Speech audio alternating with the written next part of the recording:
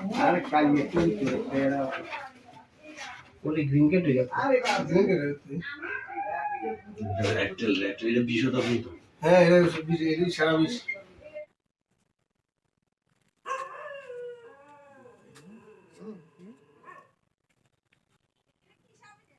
আরে গালটা ওরে আরে কাম করতে না গাল উড়ে দেব এটা আরে না এই সব যে বিষয়টা আসতেরি সারা বিষয় তরি আচ্ছা কইতেছে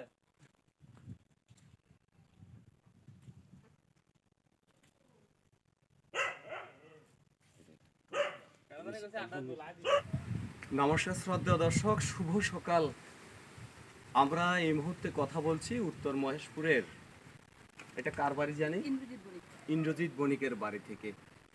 আমরা এক্ষুনি একটি red tail pig viper rescue করেছি ওনাদের রান্নাঘর থেকে, আপনারা ভিডিওতে দেখবেন।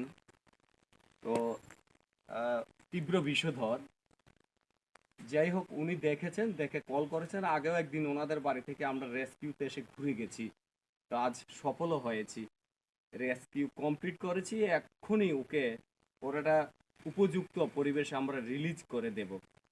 তো উত্তর মহেশপুরের এই প্রান্ত থেকে বেশ কিছু সাপ আমরা আরও উদ্ধার করেছি। তো ওনাদের বাড়ি থেকে আজ এই সাপটি উদ্ধার করে ওনার যে প্রতিক্রিয়া, এই মুহূর্তে উনি খুব আতঙ্কিত ছিলেন। সাপটি দেখার পর আপনার মনে কি ধরনের প্রতিক্রিয়া হয়েছিল? রান্নাঘরে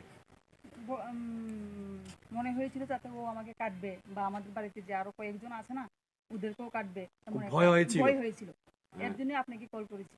আচ্ছা, আর সাপটি আমরা উদ্ধার করে নিয়েছি। এখন আপনার প্রতিক্রিয়া কেমন? আপনার হ্যাঁ, কেমন লাগছে? একটু ভালো লাগছে। সাপটাও ওর নিজস্ব জায়গার মধ্যে চলে যাবে। আমাদের ডেসক্রিপশনে নাম্বার দেওয়া আছে, সেই নাম্বারগুলিতে আপনাদের বাড়িতে ঘরে সাপ প্রবেশ করলে কল করবেন। আমরা নিঃস্বার্থে সমাজের জন্য এই কাজগুলি করে থাকি। ধন্যবাদ। Have a nice day. যেমনে কইছি এমনে, হ্যাঁ নিচে আছে, নিচে আছে।